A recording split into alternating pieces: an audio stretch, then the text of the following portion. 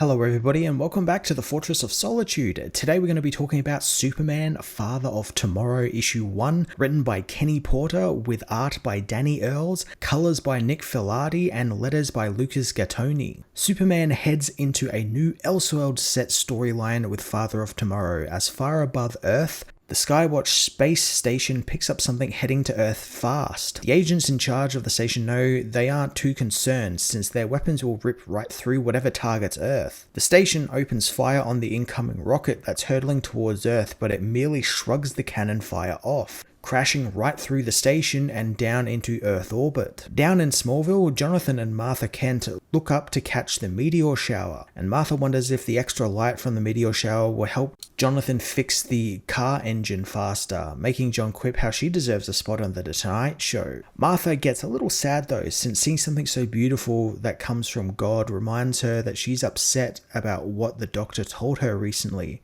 and how she cannot have children. Jonathan knows that doesn't matter, and if they can't have a family they plan for, they will still have a family since God has a plan for them. On cue, a giant meteor hits the farm, and upon investigating it, the Kents find JOR-EL, whose computers manage to translate part of his message, which says that his family and his planet are dead. Now this is quite the opening. It wastes no time getting into the big change here for this Superman story, which, if you haven't picked up already, is that JOR-EL came to Earth instead of Kal-El. This is such a cool setup for an Elseworld story, and one we have not seen in a very long time. There's been other stories where JOR-EL has arrived on Earth or has been to Earth. Famously, a few episodes of Smallville did stories with JOR-EL on Earth, specifically set in the 1950s, but I like that Kenny Porter is changing things up by having Jor in Kal's place, and he's arriving at the time baby Kal would arrive. This also leads to the timeline being shifted to much earlier on,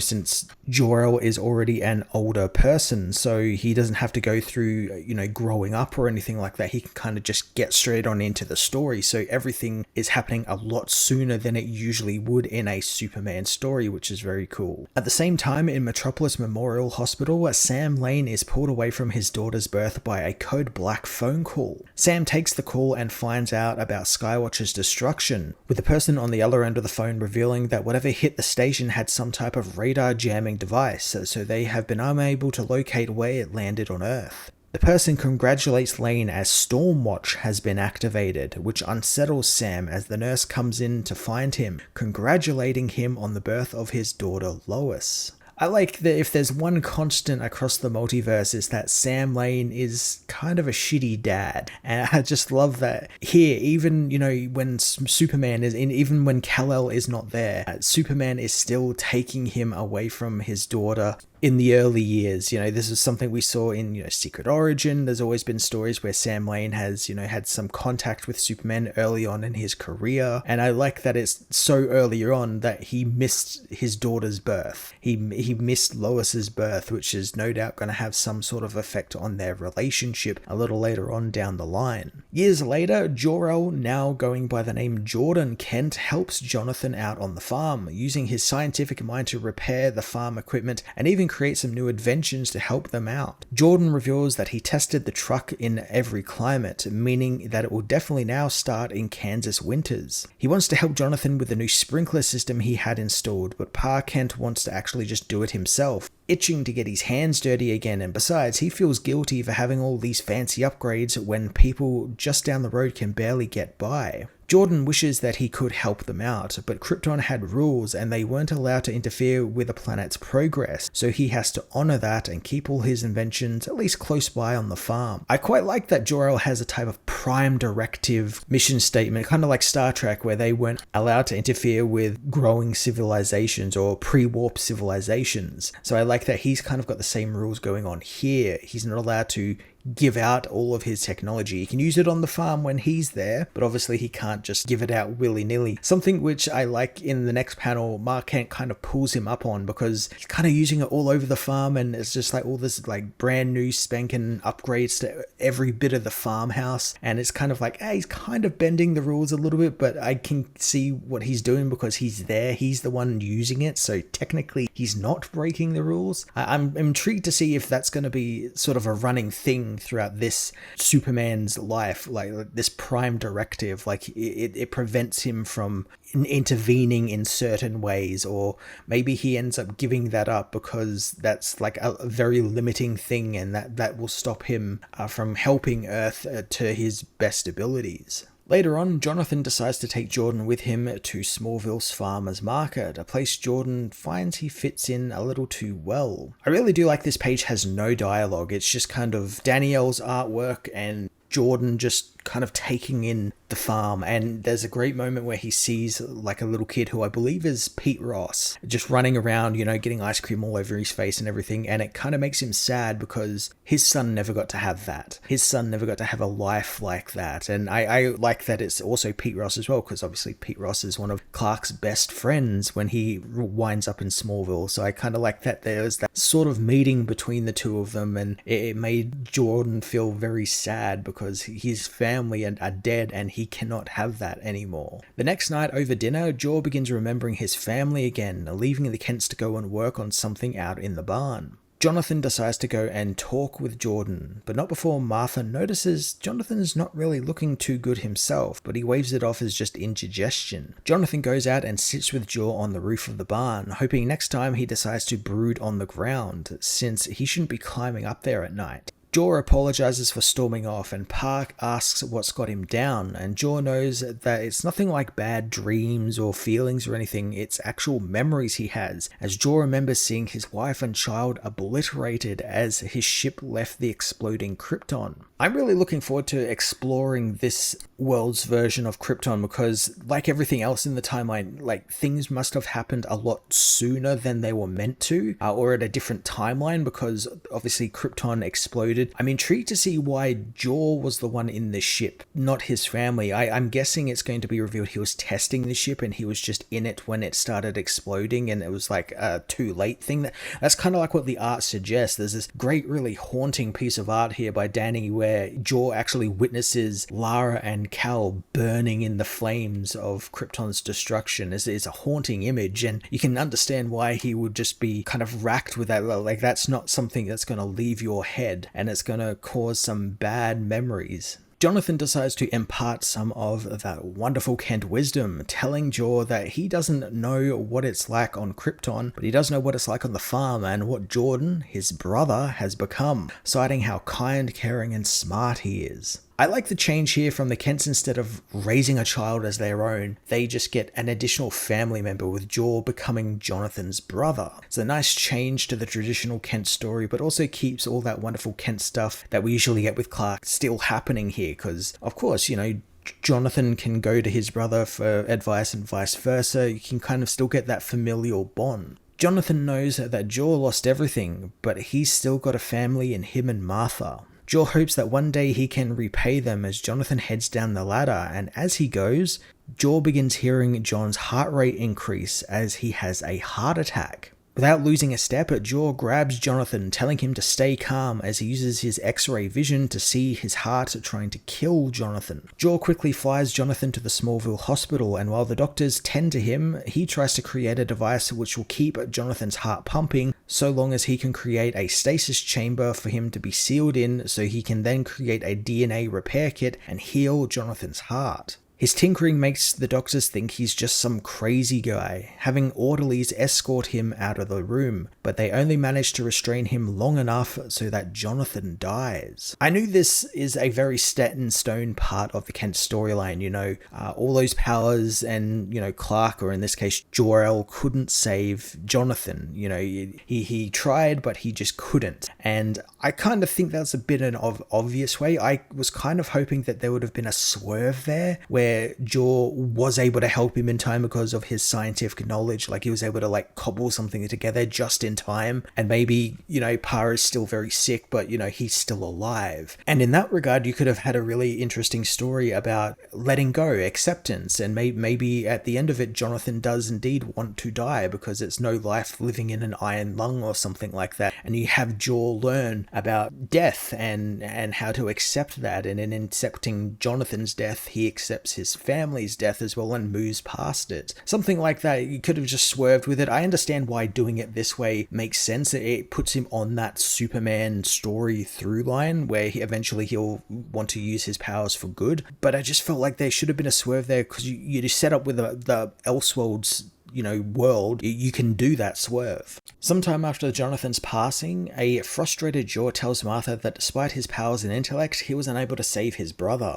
Martha thinks that it was just Jonathan's time to go, and they can't change when their time is up, and there is nothing they could have done. JOR doesn't believe that, since he could have let Krypton's old rules die and shared his technology with the world, and then Jonathan would be alive. He decides he's going to put a change to that and heads to the barn, activating his ship's Phantom panel assembly. The ship begins transforming into a series of computer banks, welcoming JOR-EL back as he tells Martha that his mind and powers need to be shared with the world, and it's time he started caring for it. He shows Martha the suit he came to Earth in, and Martha thinks that it's about time the world met the real JOR-EL of Krypton. As I said before, I kind of wish there was a swerve here where something would have gone right for this, where JOR-EL can learn the lessons in a different way. But I do really like that JOR isn't just wanting to be a hero and use his powers. Like, that's not the thing that's spurring him on. He wants to use his intellect and, his inventions and the stuff he's made with science to actually help make the world a better place and maybe even prevent another Krypton from happening. I like that that's a little bit different than what we usually get with Superman, where he uses his powers to actually help the world. JOR is going to use his intellect and the inventions and objects he's made. I wonder if this means he's going to become some sort of billionaire inventor in the world, like set up a company or something. We know Lex will appear in the book. He's on the front cover of this issue, so maybe he ends up being a business rival to JOR, or, maybe not hating him just because he's an alien. Maybe there's some ulterior motive there. There's a wealth of paths to go down, and I love that Kenny Porter set it up so that we might explore all of that and more as well. I do think it's a little bit obvious with the whole route they were going with the Jonathan death and everything, but it's been put on a route that's really interesting, and I'm intrigued to see what they're going to do with it. In Metropolis, General Lane leads a press conference that unveils the new robotic sentry to protect the new scary world, Metallo. Sam is frustrated since his science guys don't really want to turn Metallo on in public, since they are unsure what it will do with all these people around. Sam ignores Lois, who wants to go and get a hot dog, and decides to activate it himself, taking the remote control and bringing Stormwatch's newest asset online. As soon as he's turned on, Metallo immediately begins wreaking havoc, sensing hostile alien DNA nearby, and since it can't pinpoint the source, it just begins rampaging through the crowd to find it. The out-of-control robot almost steps on Lois, but she is saved by JOR-EL, now clad in his white and black suit. He calms Lois, hoping this doesn't put her off robotics, since with the right programming, robots can be fantastic allies and friends. I love a good Superman the movie reference. This is referencing Superman's first meeting with Lois on the rooftop of the Daily Planet, where he hopes she doesn't give up flying, since statistically speaking, it's the safest way to travel. I'm all for when a writer can reference that film, and this is a really, really fun one, and it's a really unique one because it's still with Lois and a Superman. It's just a different type of Superman. We also get to see Jor-El's new suit for the first time, and it's fantastic. I love how it looks like a science lab coat with the cape looking like the coat tassels, and they've got these like long straps that hang off the front of it. I also love that the colors are kind of an inverse of Clark's resurrection suit, the solar energy suit, whereas that was all black. This one is more white with black accents. It's a damn good look, and I like that they also going for like the more recent James Gunn Superman movie Kingdom Come logo as well. It makes it feel a lot more alien, because again, this is a suit that Martha Kent didn't create. This is a suit directly from Krypton, so it needs to look a little bit more alien. Does make me wonder though if he will get a eventual traditional Superman costume made by Martha in some way. I think that would be a really cool thing to end the series out on, him becoming like a proper Superman. JOR excuses himself and blasts Metallo with an electric-magnetic gauntlet he has, which he plans on using to keep Metallo close to him in order to minimize collateral damage. The fight catches the attention of Metropolis, with young reporter Perry White reporting on TV about the rampaging robot and mysterious man in a cape, while across town, a young Lex Luthor watches the battle on TV, his father Lionel only caring about how much this is going to cost Luthor Corp. The fight's sonic boom breaks the window of Luthor's penthouse, but Lex isn't scared, instead telling his father he knows what he wants to be when he grows up. So having the timeline being a lot earlier than it usually is leads to things like this, where Lex is still a kid and we get, a kid Lois running around, a younger Perry White. It also, with what Lex says here about what he wants to be when he grows up, makes me wonder if Lex is going to turn into a good guy in this universe. And I could see a story path for him where he wants to help JOR-EL out, like JOR-EL takes his inventions to the world and, makes a company, like I said before. Maybe Lex joins that company and, partners with JOR-EL, becomes a Superboy, if you will. And maybe JOR sees a chance to connect with this boy and kind of have a relationship with him, a relationship he never got to have with his own son. So in that regard, Lex Luthor kind of becomes the son of JOR-EL. It kind of becomes like a Superman himself. And I can kind of see where that could go. It's definitely very interesting. Again, like I said before, there's multiple paths because this is an Elseworlds that we can go down that we don't usually go down. And I'm really hoping that Kenny swings for the fences with all of this sort of stuff because it's all right there. It's all right there for the taking. And I'm very intrigued to see what he does with it. JOR and Metallo's fights crash into the ground again back where it started, and JOR gives the robot one chance to stand down. The robot, however, continues its rampage, so he blasts it with surgical precision shots of heat vision, blowing it to bits. As the fight ends, JOR tells General Lane that he tried to keep the collateral damage to a minimum, but he's still got a lot of tidying up to do. He introduces himself as a friend to the General, hoping he realizes that sooner rather than later.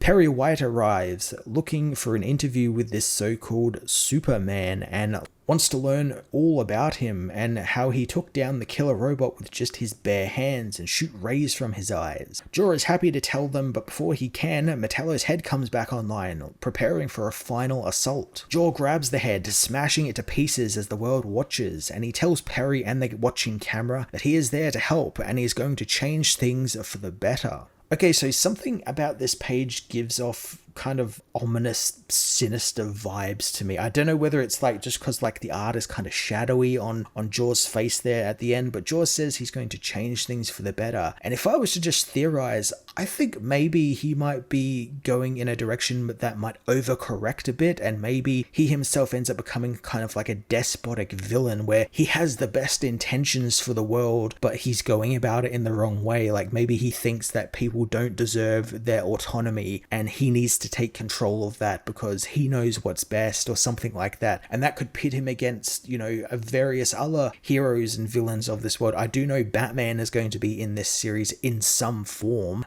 so that could pit him against Batman. Hell, it could pit him against Lex Luthor. Maybe Lex Luthor grows up to become a Superman in this universe, like I was saying before. Again, there's just a wealth of possibilities with the Elseworlds, and I do hope we're not going down the route of another evil Superman story, but I'm intrigued to see what Kenny Porter and his team have in store for us in the next issue. Superman, Father of Tomorrow issue 1 was a fantastic beginning to the new Elseworlds book that doesn't waste any time in getting us right into JOR-EL as Superman on Earth. I love the setup with the Kents not acting as his parents but his siblings. Changes the dynamic a little bit, but it also still allows for that classic Kent wisdom to shine on through and inspire JOR-EL to become a superhero. Some of the drive to get JOR to become Superman was a little overdone and obvious, like Jonathan Kent obviously dying, as well as, the whole, his powers couldn't save everyone. It's kind of been overdone. It's always this way with a Superman origin. I was kind of hoping they'd shift things up a little bit. But what it leads to is maybe a more sinister JOR-EL taking shape, one born out of the need to help people,